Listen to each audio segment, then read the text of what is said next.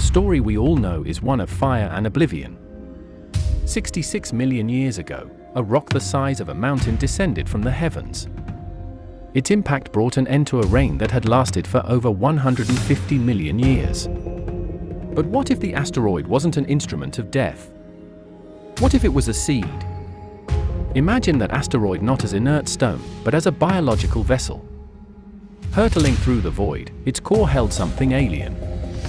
A primordial ooze. A black, sentient, parasitic substance with a single, overriding purpose: to merge, to adapt, and to perfect. As this cosmic delivery system slammed into the Yucatan Peninsula, it didn't just fracture the crust. It injected the planet's biosphere with a transformative plague. A wave of black, shimmering liquid and vaporized spores radiated from the impact zone at supersonic speed. It was not a wave of death. It was a wave of agonizing, horrific change. For the creatures nearest to ground zero, the transformation was almost instantaneous. Consider the Tyrannosaurus rex, the undisputed tyrant king. One moment, it's a creature of flesh and blood, startled by the searing light in the sky. The next, the symbiotic shockwave hits.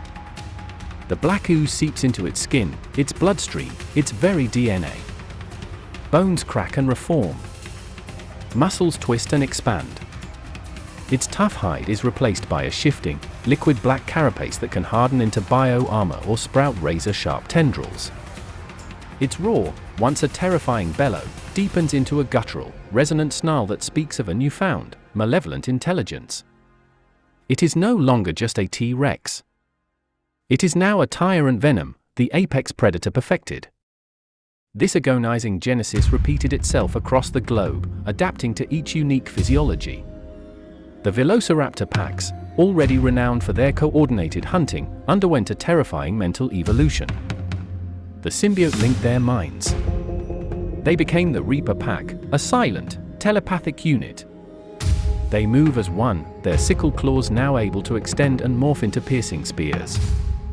They don't need to roar or signal, their hunts are conducted in eerie, perfect silence. The great herbivores were not spared. They were weaponized. The Triceratops, a walking fortress, became the bulwark Venom. Its iconic frill could now ripple and harden into an impenetrable shield, while its 3 horns could elongate, sharpen, and curve at will, becoming living lances. The Ankylosaurus, already nature's armored tank, transformed into the mace Venom. The bony club on its tail detached, connected by a long, powerful tendril. It could whip this living flail with impossible speed and precision, the club itself morphing from a bludgeoning sphere to a spiked morning star. In the skies, the change was just as dramatic. The pteranodon became the screecher Venom. Its leathery wings were now made of the malleable symbiote, allowing it to alter its shape for silent gliding or to generate devastating sonic booms that could stun prey from miles away. The ancient waterways turned into abyssal nightmares.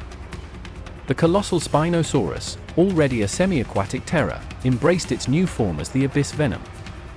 It became a true leviathan, capable of breathing water, its sail acting as a sensory organ, detecting the faintest movement in the dark depths. Bioluminescent lures emerged from its body to hypnotize its victims. The world's ecosystem was not merely disrupted, it was violently rewritten into a hierarchy of monsters. The gentle giants, the Brachiosaurus, became living watchtowers. The Colossus Venom. Their skin pulsed with thick, black armor, and their immense height was now used for surveillance, their minds linked to the symbiotic network, serving as sentinels for their territories. The Stegosaurus, with its distinctive plates, evolved into the blade Venom. Those backplates sharpened to a monomolecular edge. A simple turn of its body could slice through ancient forests like a hot knife through butter, and its tail, the Thagomizer, became for living daggers. And there were others. The Parasaurolophus, with its elegant cranial crest, became the siren Venom. The crest was no longer for making sound, but for projecting psychic energy, broadcasting waves of terror and confusion directly into the minds of its prey. The Dilophosaurus, once a smaller predator, now commanded respect as the Spitter Venom. Its infamous venom was now a spray of corrosive, symbiote-laced acid that could dissolve flesh or, worse, infect and convert smaller creatures, adding them to the ever-expanding symbiotic collective. Even the Giganotosaurus, a carnivore that rivaled the T-Rex, became a juggernaut venom, a creature of pure, symbiotic rage. The angrier it became, the more powerful the symbiote grew, sprouting bone-white spikes and blades all over its body, turning it into an unstoppable berserker. This new Earth is not a chaotic wasteland. It is a brutally efficient, intelligent, and alien world. These creatures are not mindless beasts. The symbiote grants them enhanced intelligence, problem-solving skills, and in some cases, a hive consciousness. They wage calculated wars over territory. They design intricate ambush sites.